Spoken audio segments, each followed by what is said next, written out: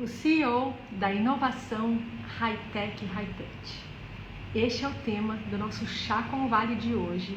Este que é o episódio de número 45 dessa série de lives que a gente traz para você todas as semanas aqui no Instagram do Núcleo Vale do Silício, do Grupo Mulheres do Brasil. Eu sou a Cíntia Michels, lidero esse núcleo junto com a Mônica Marcolino e a Aline Fontes, e a gente fica feliz da vida com a oportunidade de conectar você à melhor essência do Vale do Silício para juntos transformarmos o Brasil para melhor a partir disso. E hoje a gente tem um episódio muito especial, a nossa edição Vale no Mundo, em que a gente sai da geografia do Vale e vai procurar nesse planeta fantástico que a gente habita pessoas que estão conectadas a essa essência inovadora, a melhor essência que a gente pode usar a serviço da qualidade humana na vida aqui na Terra. E a nossa parada hoje é no Brasil. Eu tenho a honra de entrevistar ele, que é mestre na arte de tornar possível aquilo que parecia impossível, e tudo isso sem deixar de levar em conta e de honrar o legado daquelas que vieram antes dele. Ele é o nosso CEO da inovação Hightech Hightouch, Frederico Trajano, também conhecido como CEO do Magalu.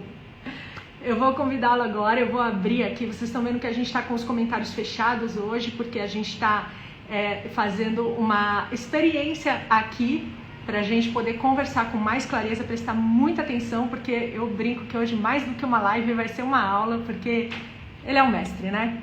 Então vamos chamar o Frederico, eu vou colocar aqui. Enquanto isso, vocês podem ir compartilhando, enviando essa live para participar com a gente dessa noite mais que especial. Já estou chamando o Frederico, acho que já vai abrir. Olha que legal, eu vejo os coraçõezinhos de vocês. Obrigada pelo carinho. A gente fica feliz.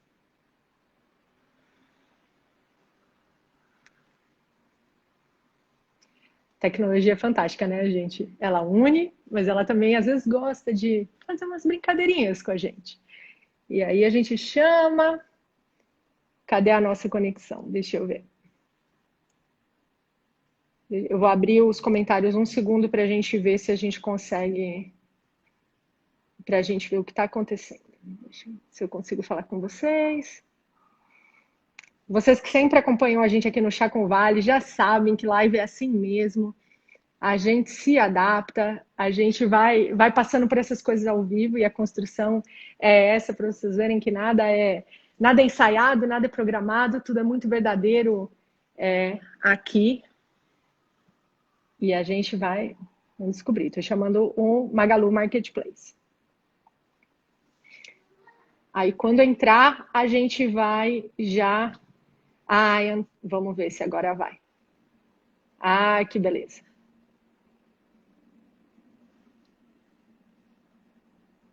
Gente, que aventura! Sensacional! Pronto!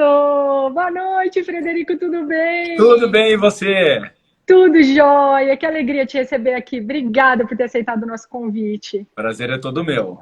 Nossa, é uma honra. Você viu que a gente já está, todo mundo aqui animadíssimo com a live. E a gente tem muitas perguntas. Deixar claro aqui que é uma troca, é um bate-papo. A nossa proposta é conhecer um pouco mais da tua visão, Frederico Trajano, acima de tudo, com essa cabeça de líder, estrategista e visionário que você tem. Então, eu vou começar te perguntando sobre inovação, que é o nosso tema da noite, né? Na tua visão, Frederico, o que é inovação? E o que é uma inovação que vale a pena a gente investir nela? Enfim, já começamos com a pergunta bem abstrata, complexa, né? Eu acho que tem tantas boas definições de inovação. Não, quero a sua. Não tem problema, não tem resposta errada, tá? Estão todas certas. Eu gosto muito, né, acho que pelo meu mindset, né, eu sou um cara muito de ação, de fazer acontecer, de prática, né? pragmático. Eu gosto de uma definição que eu vi que criatividade é pensar em algo novo. E inovação é fazer algo novo, né? Então, acho que essa ação, o fazer algo novo, separa a inovação da criatividade, né? Então, para mim, tudo aquilo que tem um componente de que eu fiz, eu construí, eu implementei, né? E acho que dentro do contexto também de algo que as pessoas usam, né? Que é útil, né? Outra palavra que eu acho que deveria sempre estar vinculada à inovação é utilidade, né? É você fazer algo útil, né? Fazer algo, é óbvio, diferente, novo, que não tinha antes, mas que seja útil, que alguém possa usar. Ela não pode ser um conceito abstrato ou algo diferente por ser diferente, né? Mas algo, de fato, relevante, né? Útil. E o fazer, né? Acho que esse ponto é importante, né? Eu gosto muito de coisas que impactam, né, a vida das pessoas e no meu conceito, quando eu penso em inovação, eu sempre penso em fazer algo útil, algo relevante, não só diferente. Perfeito. Nossa, super Vale do Silício, né? Não podia ser mais do que isso, que a gente tem o famoso Ideas are cheap, execution is priceless, né? Então, as ideias são baratas, a execução não tem preço. Perfeito. Sensacional. Não é à toa que você está aqui com a gente hoje no Chá com Vale, edição Vale no Mundo, porque a gente adora ouvir essas cabeças inovadoras e a gente vê que, no fundo, tem uma essência que conversa, né? E você, quando a gente teve a oportunidade de se conhecer lá no Vale, quando você apresentou a Brazil at Silicon Valley, você falou da questão do high-tech, high-touch, que eu fiquei encantada, eu achei o máximo esse conceito. Eu nunca tinha ouvido falar, e tá aí, a gente inclusive colocou no título da live.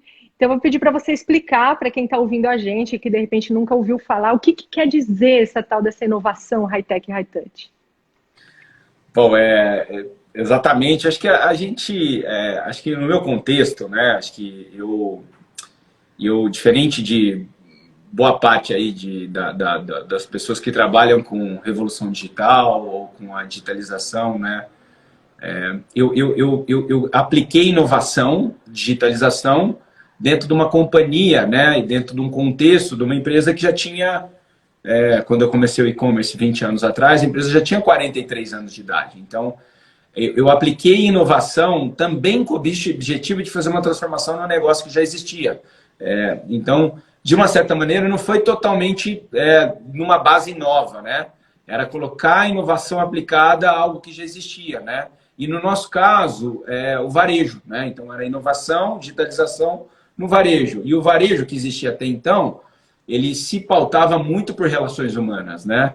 Então, milhares de pessoas servindo milhões de consumidores no Magalu, né? Então, eram muitas lojas, milhares de funcionários já naquela época, servindo milhões de pessoas. E quando eu pensei em digitalizar esse processo, né, eu via que quase todas as iniciativas de digitalização do mundo, né, de e-commerce, eram frias, né, eram meio que robotizadas, né? Então, e eu sempre pensei, será que não tem uma maneira da gente colocar o contexto digital sem destruir a relação humana, sem negligenciar isso que, no meu caso, pelo menos da família e da empresa que eu tinha, era um diferencial, não era um problema, né? Essa empresa aqui surgiu de uma vendedora, né? Que a tia Luísa, não é a Luísa Helena, que você conhece muito bem no Mulheres do Brasil, mas quem fundou o negócio, embora a Luísa Helena foi né, quem alavancou esse negócio nacionalmente, mas a tia Luísa, que é quem fundou, a tia Luísa é minha tia e a Luísa Helena minha mãe, ela era vendedora, né? Ela fez esse negócio com talento de se relacionar com as pessoas, com talento de encantar as pessoas, né? E eu até por sempre admirar esse laço dela, que foi obviamente mais do que, né, um legado mais do que alavancado pela minha mãe, pela Luísa Helena, e até hoje vocês conhecem ela do Mulheres do Brasil, poder, né, como ela é uma humanista, né, poder de nossa grande líder, pessoas, etc. Eu acho que eu não conseguia ver a minha agenda aqui de digitalização eliminando esse fator humano, né? Pelo contrário, eu sempre pensei, por que eu não crio, né, uma tecnologia que alavanca, né? E nós estamos no Brasil, né? Um país humano, com calor humano por natureza, acho que é uma característica nossa, né? Que eu acho muito positiva, né? Eu acho um diferencial bacana, né? A E gente é faz uma falta empresa. Exato. quando tá fora, né? Muita gente não sabe, mas quando você mora fora, uma das coisas que mais sente falta é o calor humano do brasileiro, né? E as pessoas se encantam com a gente pelo nosso calor humano. Eu adoro destacar as coisas boas que a gente tem e sei que você também, então fica aqui o registro, né? Não, Faz toda a exatamente. Eu diferença. já morei aí também, eu sei bem como é. E eu acho que assim, você quando tem uma agenda, né, de inovação, digitalização, você tem que você tem que entender o contexto, né? Você inova dentro de um contexto, né? Você faz, e o contexto brasileiro é esse. Então, por que eu vou... E muitas vezes, né, quando a gente fala de inovação aqui no Brasil, a gente fala copiar, né? Eu vou copiar uma coisa que funciona no Silicon Valley e colar aqui. Copy-paste, né? Ou copycat, que é outra frase normal. E eu nunca fui dessas. Eu sempre achei... Eu acho que você tem que separar o comum do específico, né? Aquilo que é comum aqui, não, tem elementos, né, digitais que são comuns, né, do Brasil com o US, com a Europa, com os outros mundos, mas tem muitos elementos que são específicos da sua realidade, do seu contexto, né? E o calor humano era um deles. Então, eu sempre acreditei que a tecnologia devia, por exemplo, potencializar a loja e o vendedor da loja, e não substituir ele. Então, por exemplo, aqui a gente, primeiro que a gente nunca separou o e-commerce da loja física, a gente sempre integrou esses dois canais. E não só isso, como a gente levou muitas tecnologias para a loja, por exemplo, todo celular vende com mobile vendas, hoje eles estão totalmente interligados em redes sociais para fazer venda. A gente sempre deu liberdade para a loja de ter a sua própria fanpage em uma rede social, por exemplo, e fazer marketing digital local, com a própria equipe fazendo vídeos engraçados. O Brasil já é uma dos maiores usos de rede social do mundo. Então, a gente criou uma série de inovações que, ao invés de substituírem o ser humano, elas potencializavam ou o vendedor ou mesmo a gente possibilitou que qualquer pessoa pudesse vender produto do Magalu, né? Que é o Magazine de Você, foi quando eu dei a palestra no Silicon Valley que você viu, que a gente criou um social commerce, né? Uma plataforma de social commerce que qualquer pessoa pode montar sua própria loja online e vender para os seus amigos através das suas redes sociais, totalmente digital, integrado em todas as plataformas sociais. Até quando eu criei, era interligado a uma rede social criada por um engenheiro de Silicon Valley, o Orkut, que era um engenheiro turco do Google, mas que depois foi descontinuada, mas ela é interligada a Facebook, WhatsApp, etc. Você consegue vender produtos, né? Você cria a sua loja online, vende produto, e a cada venda que você gera ou atrai, né? O Magalu faz o checkout e entrega, mas cada venda que você origina, você recebe uma comissão. São 300 mil pessoas hoje que vendem produtos no Magalu nas redes sociais e ganham uma comissão por isso, né? Então você vê aí high-tech, high-touch, né? Você juntar aqui a tecnologia com o ser humano. Nossas lojas também, embora o e-commerce hoje é 70% do faturamento das lojas, as lojas elas estão crescendo, né? O faturamento cresce. O e-commerce cresce mais proporcionalmente, mas as lojas estão muito bem. Quando eu entrei aqui, a gente tinha 200 lojas, hoje são 1.200 lojas. Então, uma coisa não está sendo feita em detrimento da outra, né? Ela potencializa. E eu acho que a somatória desses elementos digitais e humanos é o que dá, pelo menos para o Magalu, né, uma receita tão especial, assim, diferenciada, que está sendo bem sucedida. Nossa, e que receita, né? Eu sou super a favor de você e a sua mãe, a Luísa Helena, darem aula no Vale do Silício sobre inovação com humanidade, porque realmente a gente vê muito avanço tecnológico, um foco tão grande nas máquinas, na inteligência artificial, no que pode ser feito, mas às vezes o valor está muito mais de repente num número, num lucro, né, em algo que se mede matematicamente do que na vida, e vocês valorizam demais a vida, e isso é muito inspirador. Eu acho que vocês são um produto de exportação para o mundo, do Brasil para o mundo, e pode ensinar o Vale do Silício. Porque a nossa proposta, que a gente fala todas as semanas, é justamente fazer essa troca e nunca trazer o que tem de bom do Vale para o Brasil e do Brasil para o Vale, e nunca fazendo a cópia. Eu acho muito importante o que você falou, né? Nunca fazendo a cópia, sempre a gente fazendo, sabe, as adaptações, porque a gente não pode perder a nossa essência. Falando de essência, então, de Brasil, o que você acha que quais são as dores e as delícias aí de inovar no Brasil? O que é desafio, que assim, meu Deus, e o que você vê assim, nossa, mas isso aqui torna a inovação no Brasil uma coisa incrível?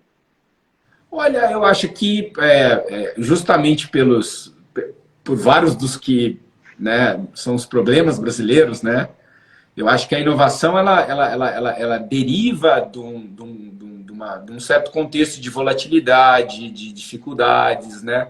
Você tem uma situação muito estável, né, sem grandes mudanças, no qual o bem-estar geral, assim, você tem aí um nível de satisfação boa, né? Tá tudo bem atendido, né? Então é tudo estável, né? Nível alto de satisfação em relação ao que está sendo oferecido, bem-estar geral da população alto. Você tem um contexto que não é ideal para inovar, né? Eu acho que já dizem que a mãe da inovação é necessidade, né?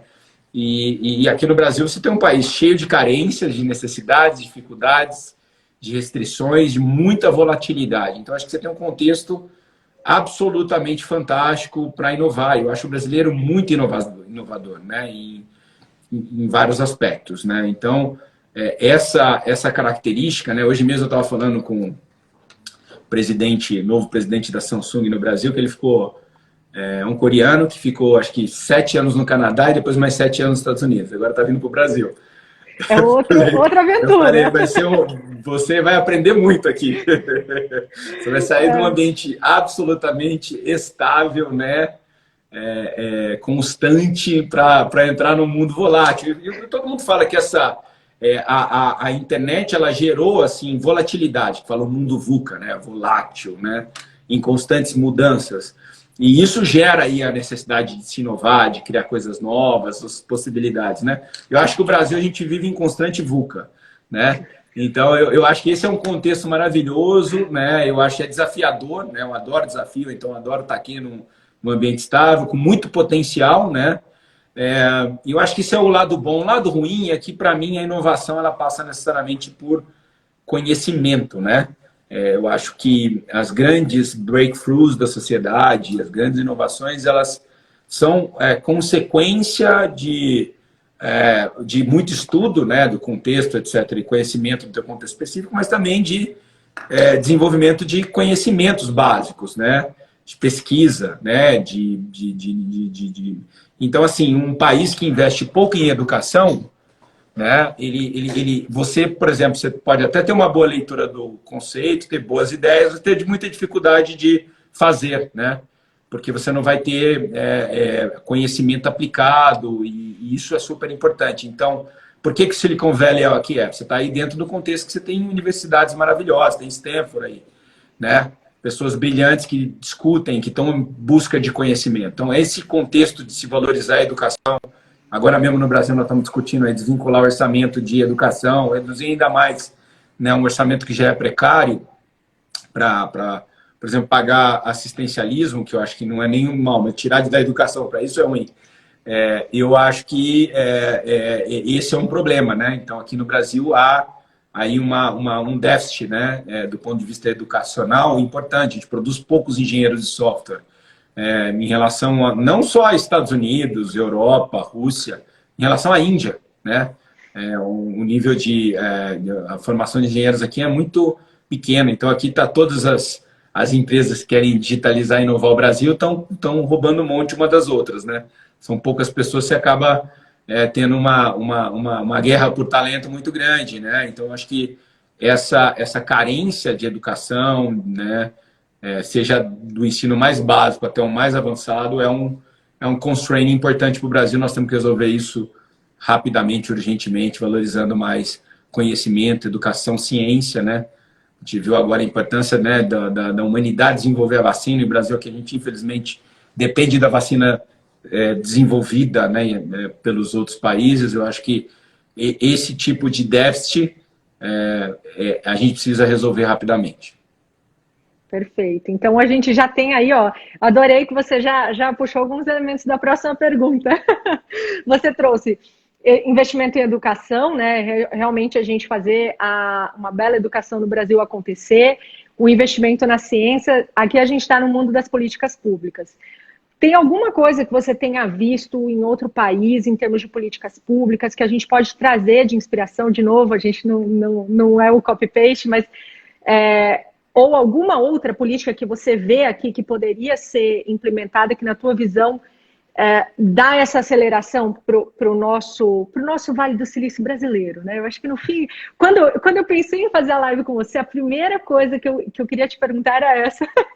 Como é que a gente faz o Vale do Silício brasileiro? Porque esse país é incrível demais para ficar para trás na história da inovação. O Brasil tem que ser referência mundial, tem todo o potencial para ser, né? A gente tem todo o território, a gente tem a natureza, então toda a pegada da sustentabilidade, a gente tem toda essa diversidade, essa coisa incrível que tem no nosso país, de pessoas, de culturas, de referências. Então, assim, o que está faltando, Frederico?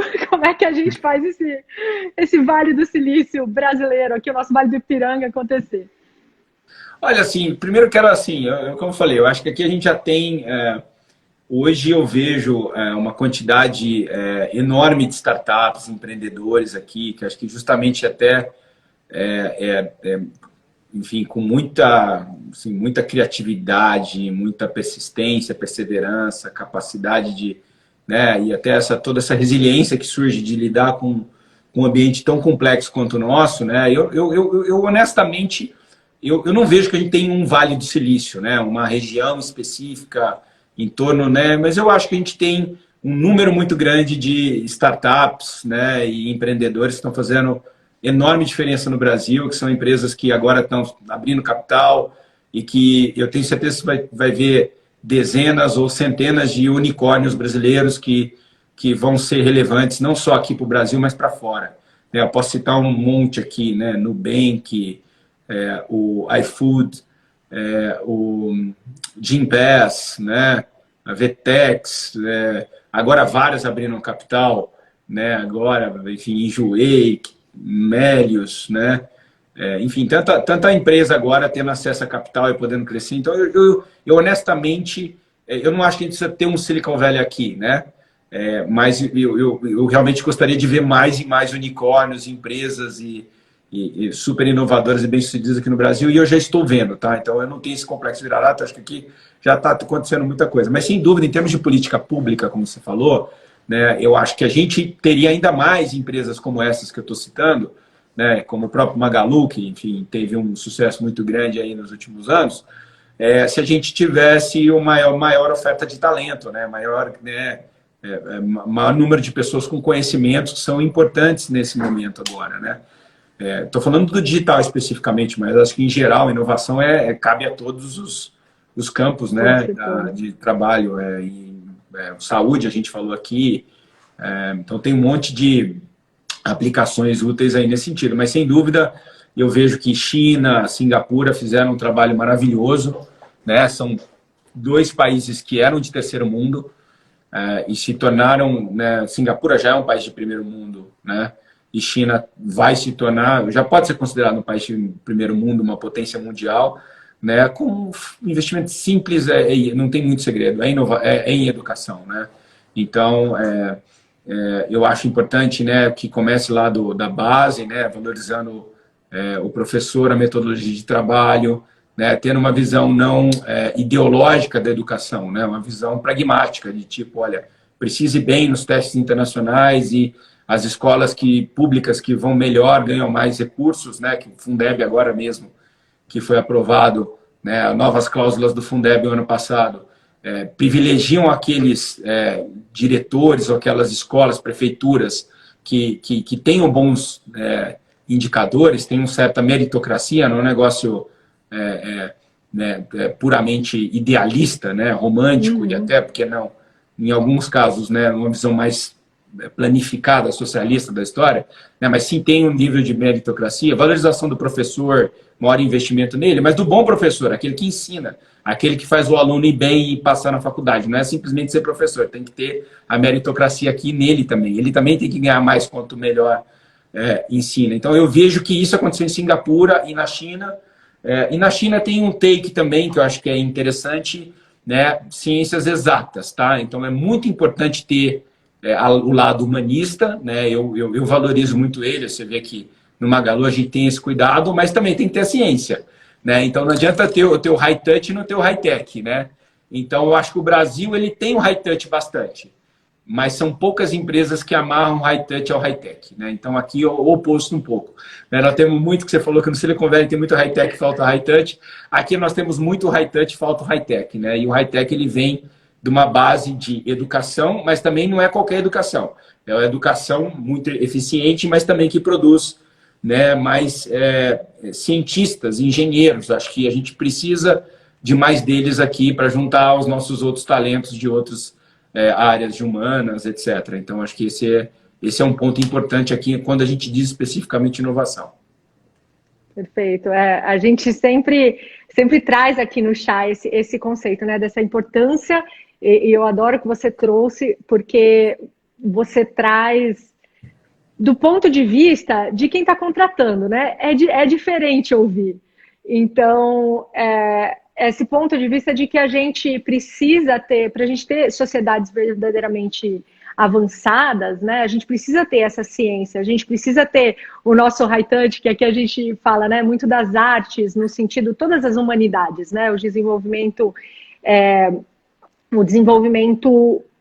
humano e criativo mesmo, né? Porque às vezes a arte ela torna um pouquinho mais palatável aquilo que estava difícil de digerir só na ciência ou só na filosofia, por exemplo. Então, acho que são 3 pilares muito importantes mesmo de qualquer sociedade que a gente vai olhar evoluídas, tem essas coisas por trás. E trazê-las combinadas é uma chave muito importante. Então, quem está ouvindo a gente, vocês estão ouvindo do nosso CEO da inovação high-tech e high-touch. Então, tem muito valor essa palavra. E falando em inovação, uma das coisas que eu acho que está muito ligada a isso é essa atitude empreendedora, né? Que a gente fala muito aqui também, que empreender é muito mais do que uma profissão, é uma atitude. E aí eu queria ouvir de você, então, o que você acha que são características importantes aí que destacam uma pessoa que você olha para ela e fala, nossa, essa pessoa é empreendedora. Não sei o que ela faz da vida, mas ela é empreendedora.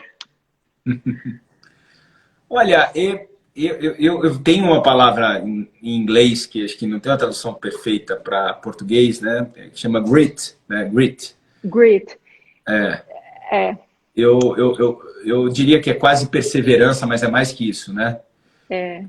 E é uma perseverança com fome de muita persistência, enfim, é uma palavra que eu gosto, né? É uma força de vontade, assim, com um V maiúsculo, né? Que Exato. Vai e volta, vai buscar. Eu acho que esse é o combustível do empreendedor, né? Porque, e mesmo se você pensa assim, né? Existe um certo método, né? Eu gosto muito de método científico, né? Que é você tem lá uma hipótese, você testa, se valida, aí você cria o conceito científico, senão você tem uma nova ideia, testa, tenta de novo, né? Então esse loop infinito, né? De estar sempre gerando, né?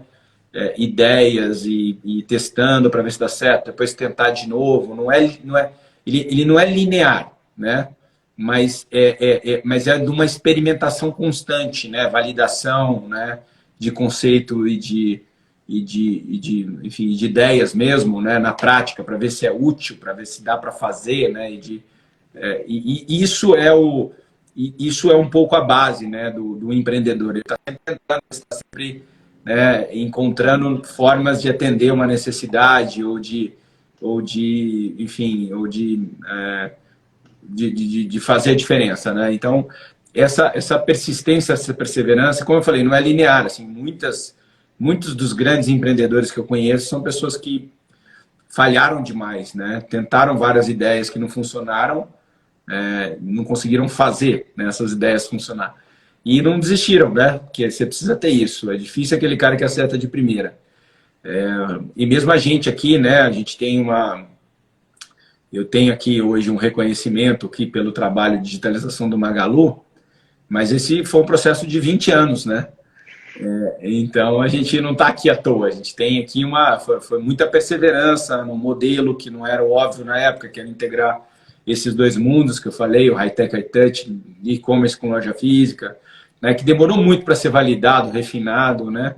Tem um ditado na China que eu gosto muito, que acho que é de Confúcio, né, que fala assim: a árvore ela cresce silenciosamente, ela só faz barulho quando cai, né? Então demora muito para chegar. A hora que você vê uma coisa grande, muito fruto, né, parece que ela ficou pronta, né, num dia, né? E demorou muito para crescer, né? E eu acho que é um pouco isso, né? Então tem que ter paciência, né? De regar, de semear, né? Então não é um processo rápido. Assim, a gente tem que tentar dar velocidade no mundo de hoje, né? Mas o sucesso não vem rápido, esse é o ponto. Não vem tão rápido na grande maioria dos casos. Os frutos, né? Vão vir, a gente vai colher depois. Tem que ter uma certa paciência, tem um processo por trás, alguns poucos sortudos conseguem colher frutos muito rápidos, né? Mas eu acho que geralmente é um processo mais longo e demorado do que se vendem por aí. Porque, na verdade, quando você está comemorando o sucesso de alguma pessoa, você está esquecendo toda a jornada por trás desse sucesso, né? E ela geralmente é mais espinhosa, longa do que pode parecer ser. E a gente não ressalta muito esses obstáculos, né? Esses erros, né? Os problemas que aconteceram, as dificuldades, o quase quebrei, né? Isso não é muito vendido, né? Não tem muito valor comercial em palestra ou em case, né? E geralmente são processos importantes para se chegar no sucesso depois. Tem muito aprendizado, né? Com esses erros e acertos aí do passado. Tem que saber aprender, né? Eu acho que o que eu ouço na tua fala é que dentro dessa atitude empreendedora também tem um bom aprendedor, né? Tem alguém que está aberto a isso. E você trouxe essa questão, né? Toda essa construção que o Magalu fez nesses últimos 20 anos, e aí quando entrou a pandemia, o Magalu estava pronto para fazer a adaptação. Foi antecipado um pouco, mas já estava ali para marcar o gol. E vocês fizeram de uma forma majestosa, porque não só vocês brilharam, mas vocês trouxeram muita gente para brilhar junto com vocês, para crescer com vocês e para entrar nessa roda de prosperidade, né? Vocês trouxeram prosperidade no momento em que o pânico foi muito presente e ainda está um pouco está no ar. O que você pode dizer para quem está ouvindo a gente agora em relação assim, como é que a gente se prepara? O que para você foi uma visão, foi alguma coisa que você estudou na época? Como é que você se prepara para os próximos 20 que são desconhecidos? Divide com a gente. Olha, mais uma pergunta complexa. Eu tenho muitas perguntas para você, Fred. Tá, você é muito fascinante. Não, que eu posso fazer? Eu vou falar no nosso caso. Assim, eu tinha um professor em Stanford que ele falava uma frase meio básica, misteriosa, que eu gostava muito, engage and you will see, né? Então, às vezes você tem um hint, você tem uma linha e uma visão, né? E você tem que se engajar nela, você tem que batalhar por ela. Quanto mais cedo você, né? Uma visão assim, quanto mais cedo, quanto antes você chegar, né? Melhor. Então, assim, eu tive uma visão que o digital ia ser relevante em 2000, né? Então, de certa maneira, começamos, né? E a pandemia chegou em 2020, né? Então, foram 20 anos de preparação, de desenvolvimento, de investimento, de experiências que deram certo, outras que nem tanto, de construção de know-how. E quando ele fala engage and you see, é faça também, porque você aprende fazendo, né?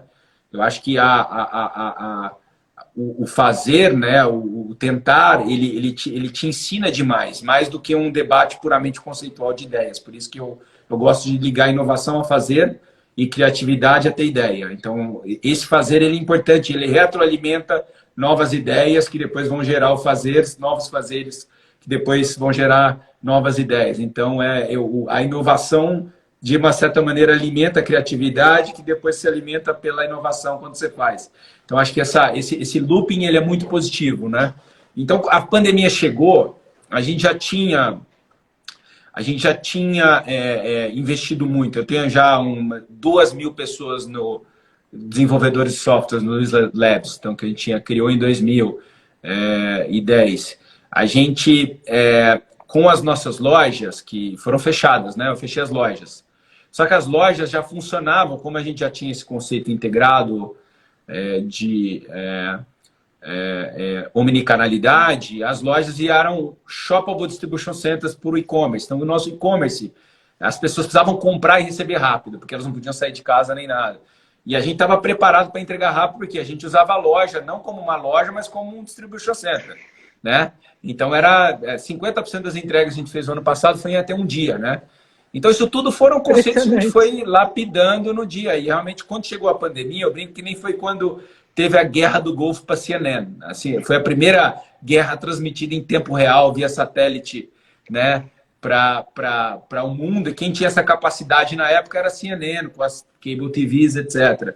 Né? Então, a gente estava pronto, né? Mas a CNN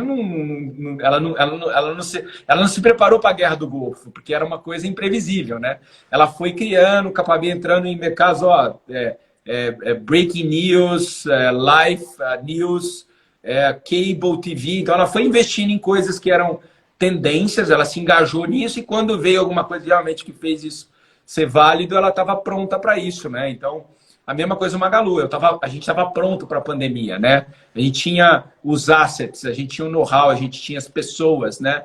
E aí, endereçando um elemento adicional, que acho que esse é mais específico da pandemia, a gente tinha o propósito também, porque eu acho que a pandemia, ela criou um elemento adicional para a questão da inovação, que é a questão de você ter propósito, porque o momento da pandemia existiu não só eficiência logística ou tecnológica, mas ela exigiu valores das companhias. Então, o Magalu, por exemplo, ele teve um salto muito grande, né, em termos de goodwill dos clientes, pela forma como a gente conduziu o processo na pandemia. Por exemplo, a gente abriu uma plataforma, a gente tinha o know-how tecnológico, né, só que são 5 milhões de varejistas no Brasil.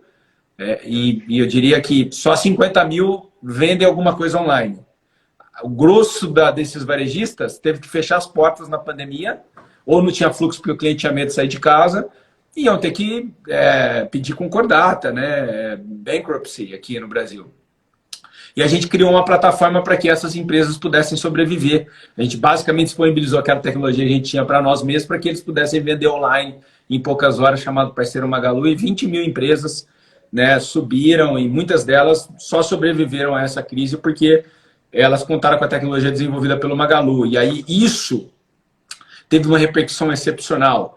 Como a gente também fez, por exemplo, um botão para ajudar mais mulheres dentro de casa, com os maridos, a violência contra a mulher aumentou muito. A gente criou um botão de denúncia dentro do Super App do Magalu, né? Então, a gente também se comprometeu a não demitir os funcionários, mesmo fechando as lojas. Então, ações como essas geraram um goodwill reputacional muito grande, e tem um pouco a ver, não só high-tech, high-touch, mas a tecnologia alinhada a um propósito, né? No nosso caso, é trazer o acesso muitos, que é privilégio de poucos, né? E fazer a coisa certa, que a gente fala que o certo é certo, né? Então, acho que ligar essa capacidade nossa, né? De inovar, de fazer a diferença com missão e propósito, não da boca para fora, mas na prática, eu acho que isso também chamou muita atenção. E nesse momento da pandemia, eu senti as pessoas mais sensíveis ao como, não só ao que as empresas estão fazendo. Esse como passou a ter um peso maior na decisão de compra. E não só o que a empresa vende, a que preço ela vende, né? Então, eu falo que as empresas hoje são que nem restaurantes que têm a cozinha aberta. Não basta o prato ser gostoso, a comida ser gostosa. Você está olhando lá, a cozinha está suja, o chefe maltrata a equipe do salão da cozinha, ou o garçom, ou você enxerga aquilo lá. A comida pode estar gostosa, mas você não vai gostar, porque você está você não gostou da forma, do processo que foi feito. E hoje as empresas com redes sociais, né? Se você faz alguma coisa errada aqui, teu funcionário já te expõe para fora na rede social. Não tem muito como controlar, né? Então esse tipo de não dá para jogar a poeira embaixo do tapete, né? Então, acho que as empresas têm que, enfim, a transparência não é uma opção, ela acontece, né? E você tem que, nessa transparência, mostrar quem você realmente é. E as empresas que têm, né, um interior mais bonito, né? Que tem esses valores mais bonitos, elas têm se sobressaído, têm ganhado mais espaço, né? Junto aos consumidores, junto aos formadores de opinião em geral. Que bom, né? A gente está vendo o mundo mudando para melhor nesse aspecto e isso com certeza é alguma coisa que nos traz brilho nos olhos, né? E aí eu quero saber de você, meu Deus, o tempo está correndo, você não tem ideia de quanta coisa eu ainda tenho. Eu gostaria de te perguntar, não vai dar tempo de te perguntar tudo, estou fazendo escolhas. Mas eu queria saber, assim, no papel de líder, né? Ele, de certa forma, foi... eu vou deixar para você me responder. Ele foi ressignificado durante a pandemia? E se foi, então, o que você acha que era antes e o que é agora? Ou enfim, como você vê isso? E o que te brilha aos olhos nesse papel de liderança, né? Porque ser CEO de uma empresa do porte do Magalu é uma responsabilidade gigantesca que você carrega todos os dias no momento que você acorda, no momento que você vai dormir. Então, o que te brilha os olhos com essa oportunidade? Olha, eu acho que mais do que uma oportunidade, é um privilégio, né? É um privilégio ter, assim, a capacidade de gerar tanto impacto, né? Enfim, se bem intencionado, com capacidade de fazer, né? Tanto impacto positivo, né? Então, importante destacar a diferença, né? Acho super válido.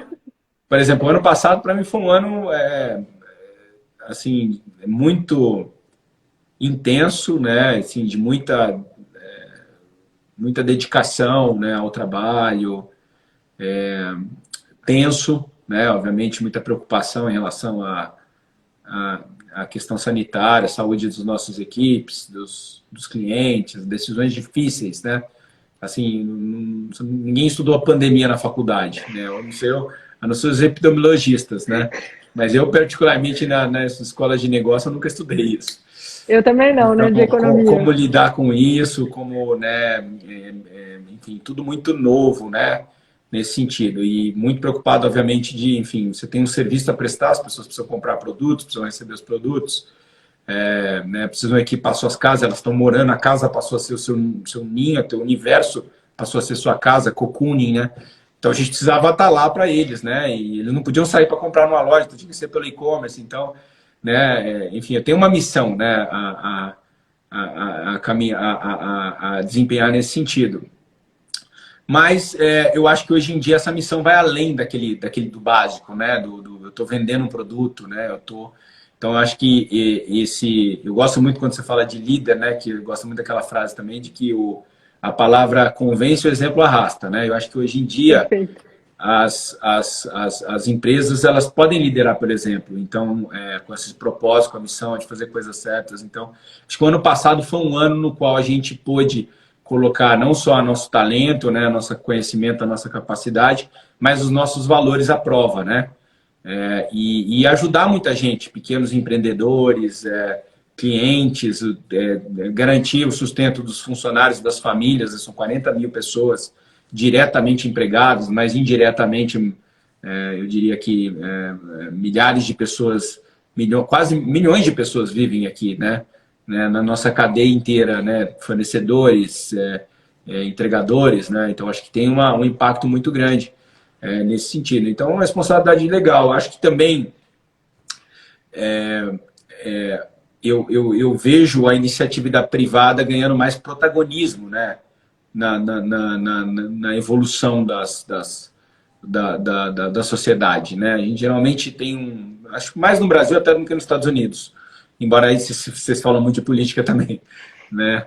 É um tema polêmico e tóxico em redes sociais, mas Onde não é, né? A gente precisa reverter isso também. Não era tanto, né? Mas assim, você vê que aqui eu acho que há uma terceirização maior do cidadão brasileiro, terceirizando a construção do futuro para o governo, tá? E essa é uma terceirização, uma delegação muito perigosa. E eu acho que não necessária, tá? Então, a gente tem que esperar menos mesmo, né? Não porque não tem o que fazer. Vota consciente, escolhe bem os representantes, mas não coloca 100%, não deposita 100% da sua confiança lá, né, em Brasília. Você tem que fazer a tua parte, né? Então, eu vejo que com o capitalismo consciente, com as empresas olhando além, né, simplesmente da geração de resultado, de lucro, né, que é importante, não estou dizendo que não, mas tendo outras preocupações, né, com questões ambientais, sociais e fazendo a sua parte dentro da tua possibilidade, né, essas organizações como o Magalu têm capacidade de gerar muito impacto e não depender tanto do governo para essa geração de impacto. Quer dizer, fazer o bem não é só o governo, é você que tem que fazer também. Tá, você tem que dar lucro e também fazer a sociedade evoluir, cuidar do meio ambiente. Então, essas questões aí já não podem mais ser dissociadas do papel do líder e das empresas, né? E à medida que as empresas, a sociedade civil for pegando mais essa responsabilidade, não deixando muito para o setor, né, governamental, eu acho que nós temos mais chance, principalmente aqui no Brasil, de ter mais sucesso, delegando menos, terceirizando menos e assumindo mais responsabilidade e protagonismo nesse processo. Perfeito. Já pode participar do Grupo Mulheres do Brasil. Você sabe que o fruto não cai muito longe da árvore, né? Não cai. Sensacional. E você falou, toda vez que você fala do Magalu, eu sinto a pulsação de um ecossistema de inovação. Conta pra gente, para quem está chegando agora, não está muito familiarizado com a ideia, o que na tua visão é um ecossistema de inovação saudável? Vamos falar do que a gente quer que seja e o que a gente já consegue fazer. Ou pelo menos assim, uma eu acho assim, eu não vou chamar assim necessariamente de ecossistema de inovação. A gente tem chamado aqui de ecossistema digital, tá? Obviamente, eu estou vendo o futuro, eu estou vendo os próximos 20 anos, vai se preparando. Mas eu acredito muito nisso, né? Eu acho que assim, organizações do porte do Magalu, né, e organizações que querem gerar impacto, né, nesse mundo digital, você tem como criar um modelo de negócio que parece mais um ecossistema do que um modelo de negócio muito específico, né? Então, você pega, por exemplo, e aí tem uma separação muito grande, por exemplo, dos modelos de negócio que eu vejo na China e nos Estados Unidos.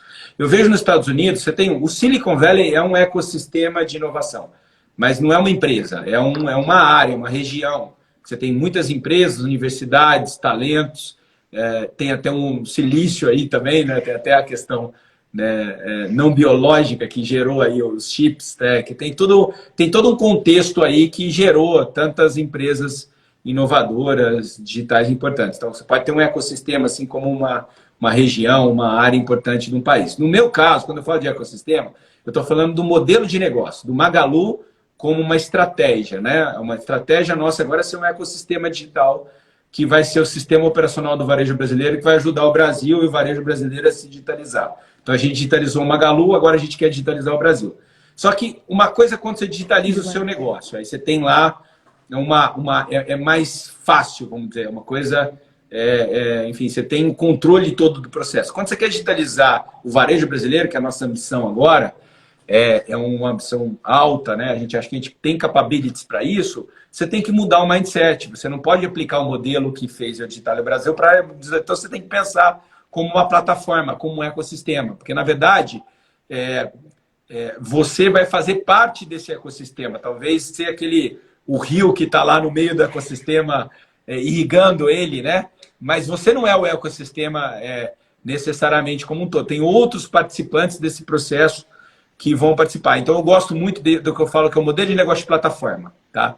Então, antes era um modelo de negócio pipeline, oleoduto. Você é unidirecional, cadeia de valor. Você compra, estoque e vende. Agora, quando você pensa no ecossistema digital, eu vou conectar empresas a pessoas, né? Fazer um match, né?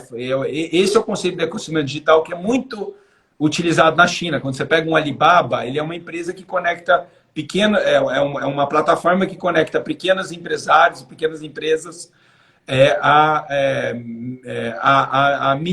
bilhões de chineses. Milhões de empresas a bilhões de chineses. Né? É o Tinder do varejo, basicamente. Vamos dizer que ele é o Tinder do varejo. Mas você tem o WeChat, sabe, é um WhatsApp turbinado lá, né? Que é um ecossistema também social, mas que tem e-commerce também, né? Mas, de novo, que está conectando empresas, empresários a consumidores. Então, produtores de serviço e conteúdo a consumidores de serviço e conteúdo ou de produtos, né? Então, esse mindset, esse modelo de negócio de plataforma, que você pode também descrever como um ecossistema digital, eu acho que é o tipo de modelo de negócio que tem mais poder de fazer a diferença, porque através dele você não cresce sozinho, você cresce ajudando os outros e com a ajuda dos outros. E acho que isso é mais poderoso, né? É um conceito de rede, né? E o Mulheres do Brasil é um modelo de rede, né? Não é uma ou outra, são várias, de várias áreas. Que estão, mais de 77 mil já. Temas, né?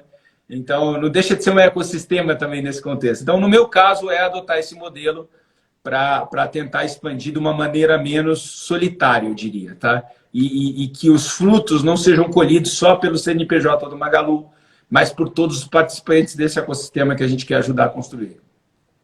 Fantástico, porque vocês estão criando aí o Brasil, trazendo para o agora, né? A tua mãe fala sempre muito, tem que ser agora, é o agorista. É para já. Trazendo para o agora esse futuro brilhante aí que a gente tem condições de criar para o Brasil. Nossa, isso é muito lindo. E você, agora, eu estou vendo que a gente está indo para os minutos finais, então vou te fazer umas perguntas agora um pouco mais sobre o Frederico, mas nada... Fica tranquilo, tá tudo nada invasivo, prometo. Queria saber, você, quando a gente pensa, né, saudade de viajar de avião, aquela história, né? Em caso de emergência, você coloca primeiro a máscara de oxigênio em você, depois você ajuda os outros. Você descansa em algum minuto do dia? Como que você se cuida? Porque você é responsável, todo mundo sabe disso, né? Você tem essa responsabilidade aí por muita gente, é impactado por cada minuto do seu dia, sem querer botar mais pressão. Mas em algum momento você consegue descansar? O que você faz para você estar bem nutrido, estar bem energizado, estar bem disposto para dar conta de tudo que você tem para tomar conta? Olha, assim, eu venho de uma, né, eu tenho uma... é engraçado que, assim, as pessoas, né, enfim, eu fui criado pela Luísa Trajano, certo? Então, eu tinha dentro de casa uma líder, enfim, que todos conhecem muito bem, né, do peso da responsabilidade dela, do impacto que ela tem no negócio, agora até junto com vocês na sociedade. Então, eu sempre convivi com uma pessoa com esse tipo de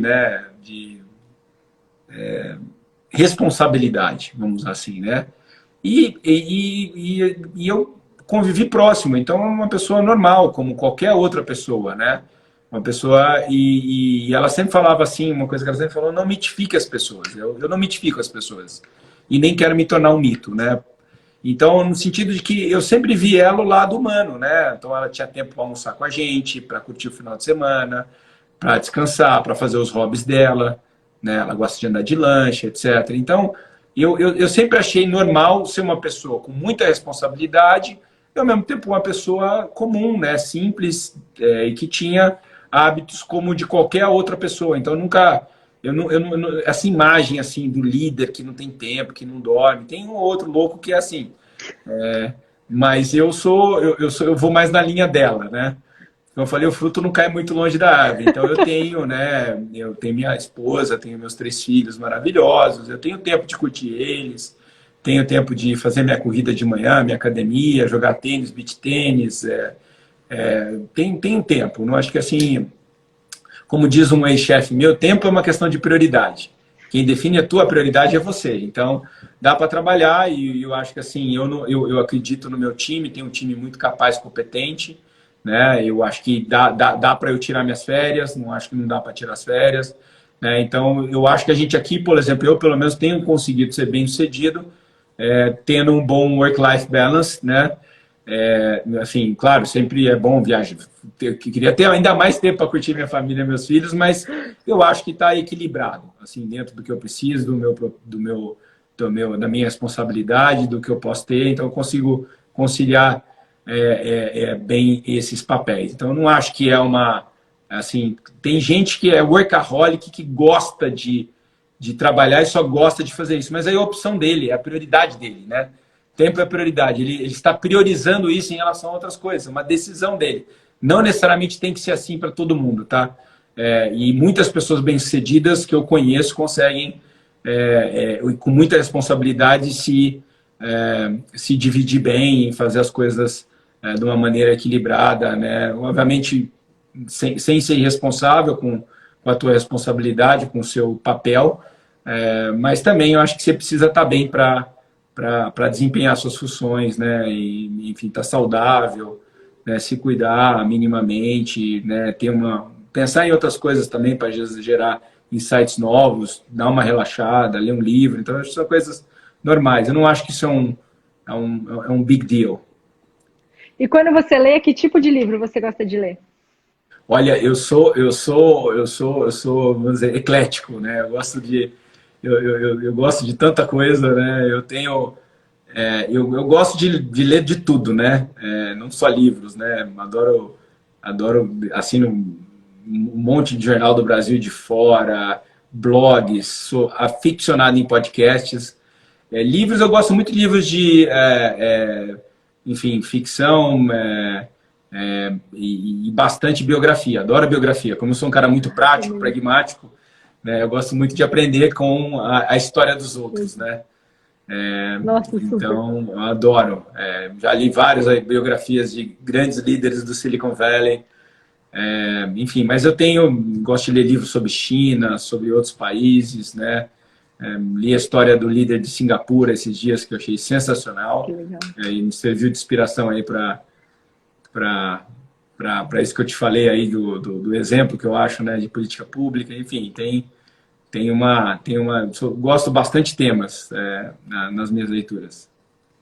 Legal. E aí você já começou a responder a minha próxima, que é quem te inspira? Você já trouxe algumas inspirações, assim, mas você tem alguns sem mitificar, mas inspirando para trazer para a tua vida que quando você, não sei, ou as ideias daquela pessoa, ou as atitudes dela, que quando você olha, você fala, nossa, me deu aquela energia, assim, eu também vou fazer aquilo que eu tenho para fazer. Aí, de novo, eu gosto tanto de usar referências próximas a mim, né? Então, eu sempre falo minha tia, minha mãe e o meu ex-chefe, Marcelo Silva, né? Acho que foram os 3 líderes que me influenciaram, né? Minha tia empreendedora, minha mãe essa liderança nuclear, né? Atômica, que vocês conhecem muito bem. Marcelo Silva, um executivo centrado, né? Enfim, de muita sabedoria emocional, né? Então, assim, acho que os 3 líderes que foram meus antecessores, eu sou o 4º presidente dessa empresa em 63 anos, são as minhas grandes inspirações até hoje. Perfeito. É a honra ao legado, né? É muito bonito ver isso nas suas colocações. Quando você deita a cabeça no travesseiro, vai descansar, você fala, hoje o dia valeu a pena. O que são essas coisas que te vêm assim, que você fala, nossa, valeu a pena estar vivo, valeu a pena ir para a luta ou ir para o meu dia, hoje realmente vou dormir feliz. Enfim, acho que, não sei se um dia, né? Mas eu diria assim que quando deu uma paradinha aí no final do ano e eu vi tudo que a gente fez num ano tão delicado, né, como foi o da Covid, né, tudo que a gente conseguiu, todos os obstáculos que a gente conseguiu passar, todas as pessoas que a gente conseguiu proteger, né, todos os parceiros que a gente conseguiu alavancar, todos os clientes que a gente conseguiu atender, né, isso tudo num contexto, né, sabe, home office muitas vezes, né, e todo digital, todo diferente, né, assim, foi um ano que valeu muito a pena. Eu não queria ter vivido ele, né, acho que tivemos, né, muitas perdas, e que foram de pessoas queridas, de convivência, de socializar, né, sinto muita falta de viagens, de um monte de coisa que a gente viveu, mas, assim, de uma certa maneira, ver o que a gente fez, com o contexto que a gente fez, dá muito orgulho, né? Valeu a pena ter vivido o ano passado. E, do ponto de vista pessoal, ver, né, meus filhos, né, enfim, momentos, né, de conquistas ou de bons comportamentos e de boas atitudes aí, a gente se enche de orgulho, né? Então acho que ver a realização deles também no pessoal é uma sensação indescritível. Ah, ó, eu tenho uma de 7 anos, eu sei do que você está falando, eu sinto a mesma coisa. A gente vai vendo eles crescendo e se desenvolvendo e a gente falou, nossa, essa próxima geração aí vem com um chip diferente e tem muita coisa boa para trazer. Para a gente fechar, já são 9 horas. O que a gente fala muito aqui no Grupo Mulheres do Brasil, né? Transformar o Brasil para melhor. E eu sei que vocês têm isso muito forte dentro do Magalu, tá aí, você acabou de dar para a gente vários exemplos de como isso acontece. Eu queria saber, na tua visão, o que é um Brasil melhor? Quando você pensa num Brasil melhor, pode ser alguns elementos, tudo bem, de novo, não tem resposta certa. Uma pincelada. Quando você visualiza o Brasil no qual você gostaria que seus filhos fossem adultos, que Brasil é esse? Olha, para começo de conversa, eu já gosto muito do Brasil, então eu adoro o país, eu acho que tudo na vida você pode melhorar, né? Então, a história da melhoria contínua, mas primeiro que eu já não parto do pressuposto que aqui está ruim, né? E que, enfim, eu estou sempre esperando um imaginário futuro de que em algum momento o Brasil vai ser alguma coisa que não é. O Brasil, ele é o que é e tem muita coisa boa aqui, né? Mas, sem dúvida, a gente pode... Então, eu parto do pressuposto que já sou feliz, já gosto daqui, gosto do povo, gosto, né, do nosso jeito de ser, então eu não tenho... enfim, não tenho essa utopia de ter algo que eu não tenho, tá? E isso eu já estou feliz com o que eu tenho, já estou feliz com a questão. Mas é óbvio que, como tudo, você precisa melhorar e pode melhorar, né? E das coisas que mais me incomodam aqui é, de fato, né, temos a questão social, né? Então, muita desigualdade, muita diferença, né? De oportunidades de acesso, né?